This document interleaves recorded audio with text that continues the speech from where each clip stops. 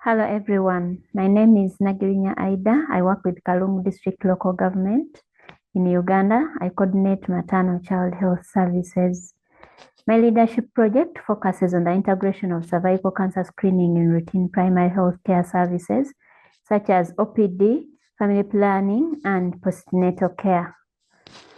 Cervical cancer remains a leading cause of cancer death among Ugandan women, yet screening coverage remains critically low. One of the reasons is that cervical cancer screening has been delivered largely through vertical services such as HIV clinics, thereby leaving very many women who are already attending health facilities not screened for cervical cancer. So the project came from a question: why do we continue women who are already attending health facilities for cervical cancer screening? I realized that the gap was in integration of services and not necessarily expansion or creating new parallel systems. There were already challenges that are anticipated, such as equipment delays, staff shortages, community misconceptions, and stigma. But there were also opportunities, such as the community health extension work strategy that had just been introduced in Kalungu district, the government commitment to cervical cancer screening, and also stronger partnerships. So to address the challenges, I intentionally worked through existing systems and people. Interventions included health work training, community mobilization using community health workers and local leaders, facility equipment, that is the VIA kits, thermocoagulators, and also HMIS tools, plus integration of screening into routine workflows at the facilities. The achievements that we have so far seen: that health workers have been trained, screening has been integrated in 8 government facilities, there is already referral linkages that have been established, 74 Qs and VHTs have been oriented. We've equipped 8 facilities with VIA kits and thermocoagulators, as well as continuous mentorship and supervision. There's also ongoing community sensitization and evaluation that is ongoing. Will be able to guide our learning improvement as well as the future scale up.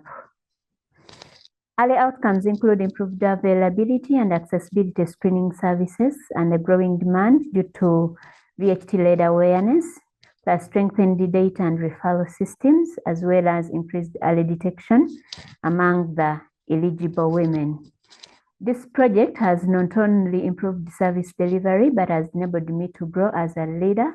In terms of authentic leadership, I've embraced integrity, accountability, and consistency, which has helped me to build trust with health workers and the community. In terms of inclusive leadership, I've been able to engage health workers, VHTs, community health extension workers, and local leaders, knowing that projects will be sustainable if we work with the people and not for the people. In terms of strategic leadership, I've been able to integrate services into existing PHC platforms rather than creating standalone programs. And in terms of impactful leadership, I've been able to improve access with a project. There is growing demand and early detection, which are forming a foundation for long-term reduction in cervical cancer morbidity and mortality.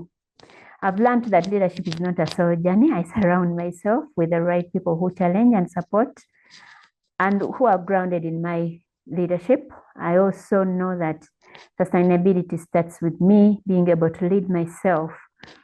Through relationships courseworks, I've gained clarity on my priorities. I've learned to set boundaries, I delegate intentionally, and I'm using technology to work smarter rather than harder. I've also stopped taking on opportunities that not align with my purpose, and I've learned to recognize and address imposter syndrome. Finally, I've chosen progress every day over perfection. I therefore ask us to continue to support integrated, people-centered health systems and also invest in frontline leadership, because this will ensure accessibility, equitable, and sustainable health services. And this will contribute to the global goal of screening 70% of eligible women by 2030. Thank you so much.